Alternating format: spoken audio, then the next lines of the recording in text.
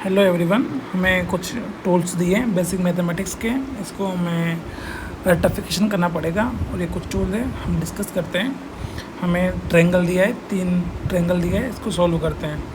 हमें इसका ट्रायंगल दिया है तो हाइपोटेनस दी है इसमें 5 और परपेंडिकुलर 4 और एंड बेस 3 और एंगल दिया है 53 डिग्री। हमें कुछ ट्रायंगल होते हैं, हमें वो याद रखना चाहिए। जैसे कि ट्रायंगल है, ये हमें याद होना चाहिए, और ये ट्रायंगल है, ये हमें याद होना चाहिए, और ये वाला भी हमें याद होना चाहिए। तो हमें कुछ जैसे कि नंबर याद होना चाहिए 3 4 5 3 4 3 4 5 ऐसा नंबर याद होना चाहिए, ताकि हमें आगे जाके सॉल्यूशन करने में ज़्यादा प्रॉब्लम ना आए। इसको याद रखेंगे, 3 square plus 4 square is equal to 5 square, ये होता है, ये हमें याद रखना है, ठीक है। और ये वाला तीनों ही याद रखने हैं। एंगल दिया है, और एक 6 8 10 वाला याद रखना है।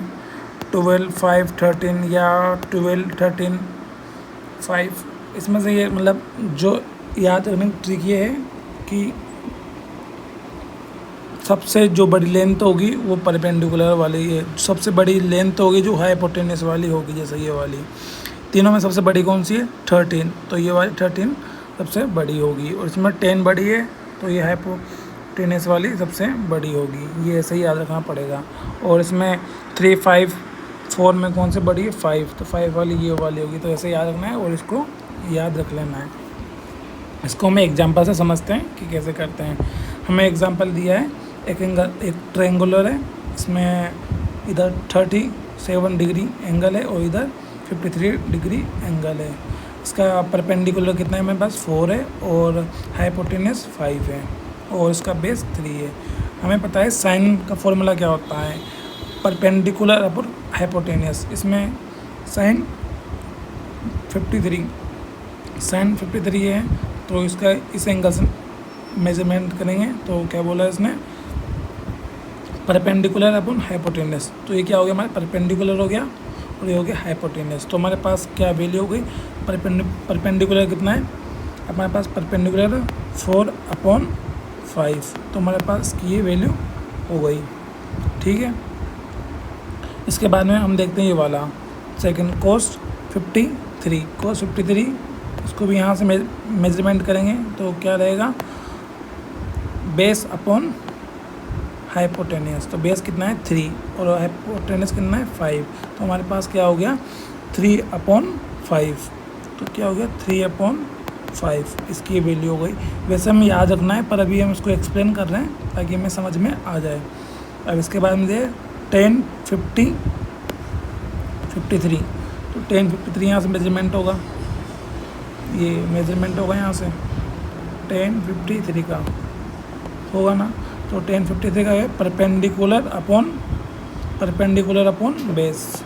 तो हमारा परपेंडिकुलर क्या है? परपेंडिकुलर है हमारे पास 4, बेस कितना है? 3।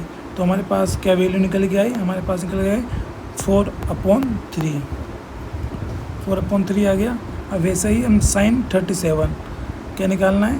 दिया है में साइन 37, तो साइन 37 मतलब 37 ये रहा, तो ये वाला एंगल लेंगे हम, ठीक है।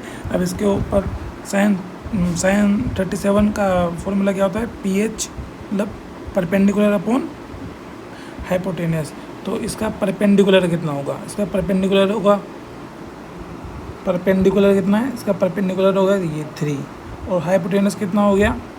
हाइपोटेनस हो गया 5। तो क्या आएगा हमारे पास? 3/5। तो हम इसको ऐसे डिनोट कर देंगे 3/5, ठीक है। सेम वैसे ही साइन इसके अब कोसा करते हैं, cos 37, तो यहाँ से ये लेंगे, क्या हो गया इसमें? ये, ठीक है, ये एंगल लेंगे, तो एंगल लेंगे ना ये वाला, इसको ये वाला एंगल हम लेंगे, सॉरी क्या हो गया इसमें, तो ये एंगल लेंगे। तो हमारा फॉर्मूला क्या होता है?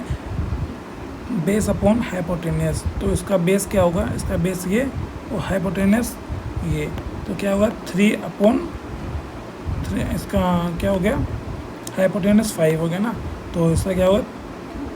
4/5। तो हमारे पास क्या निकल के आएगा, इसका निकल के आएगा 4/5।